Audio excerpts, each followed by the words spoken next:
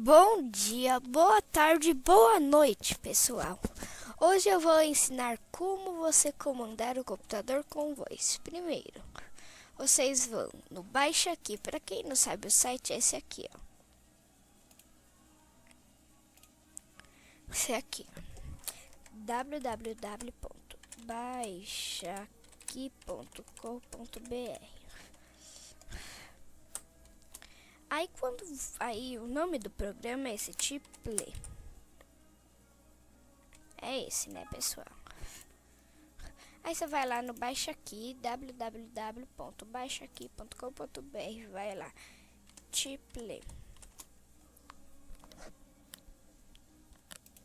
E clica no só porque só vai ter um programinha, né? Aí você vem aqui nele e baixa.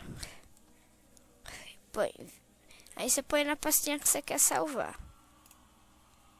Aí vai vir, né? Aí você salvou, pronto. Aí você vai lá na pastinha que você salvou. Vai lá, executa, next, bronze, põe aqui, ó, vídeo que eu fiz, Stalin. Desculpa, installation. Aí pronto, aí você espera tudo.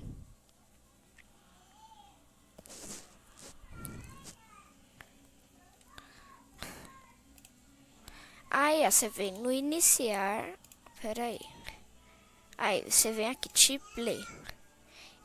Pega e arrasta aqui pra dentro.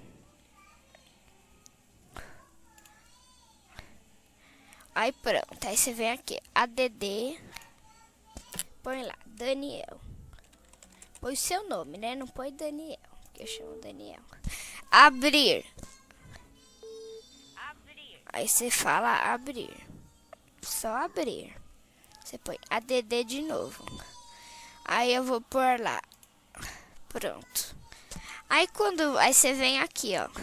Aí você vai lá e por aqui fala abrir. Não, você não fala abrir, você fala MSN, assim, ó. MSN. Aí você fala, né? Aí você vem close. Põe lá aqui, ó, vai aparecer isso. Aí você vem aqui e vê como ficou. Aí vai estar assim, aí você põe start, essa coisa aqui, ó, start speaking. Aí pronto, aí você cancela. Aí você fala, abrir MSN. Abrir MSN. Porque tem vezes que não dá, os menininhos. Porque tem vezes que não dá. Aí dá coisinha. Pronto. Este é a videoaula como comandar o PC com voz.